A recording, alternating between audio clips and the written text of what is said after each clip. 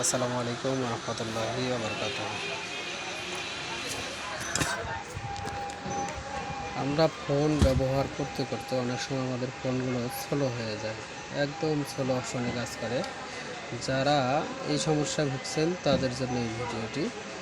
আপনার ফোনে যখন অপ্রয়োজনীয় এমনিতেই স্লো হয়ে যায়, কাজ করতে করতে স্লো হয়ে যায়, ব্যবহার করা যায় না, কাজ করতে সমস্যা হচ্ছে, তখন আপনি সর্বপ্রথম যে কাজগুলো করবেন, অপ্রয়োজনীয় অ্যাপস যেগুলো আছে সেগুলো ডিলিট করবেন। যে অ্যাপসগুলো আপনি ব্যবহার করছেন না সেগুলোকে দ্রুত ডিলিট করে ফেলুন এবং স্টোরেজ খালি করুন।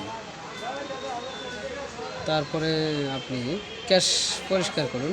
সেটিংস থেকে অ্যাপস স্টোরেজ ক্লিয়ার এভাবে মুছে ফেলবেন। তারপর ব্যাকগ্রাউন্ড অ্যাপস, যেগুলো ব্যাকগ্রাউন্ড অ্যাপস আছে আগে ব্যবহার করেছেন এবং সেগুলো আছে সেগুলোকে আপনি ডিলিট করে ফেলেন এবং র্যাম ফাঁকা করে ফেলুন।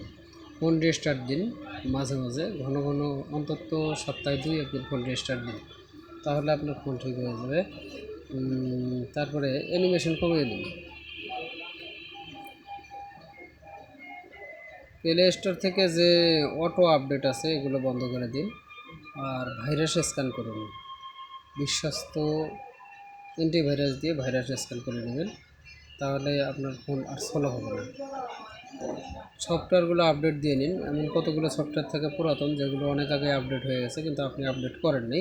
এরকম সফটওয়্যার থাকলে আপনি আপডেট করে নিন এবং সব কিছু ক্লিয়ার করার পরেও যদি দেখেন আপনার স্টোরেজ ফাঁকা হয়নি, তখন আপনার স্টোরেজ থেকে সব কিছু ফরম্যাট করে দিন আর আপনার র্যাম ফাঁকা করে দিন। অনেক সময় দেখা যায় র্যাম ব্লক হয়ে যায়, তখন এরকম সমস্যা হয়, বারবার ফোন হ্যাং মারে, স্লো হয়ে যায় এরকম। আর সর্বশেষ সবগুলো ট্রাই করার পরেও যদি আপনার ফোন হ্যাং থাকে বা হ্যাং মারে, স্লো মারে, তখন আপনি সর্বশেষ সেটা হলো ফ্যাক্টরি ডাটা রিসেট দিবেন।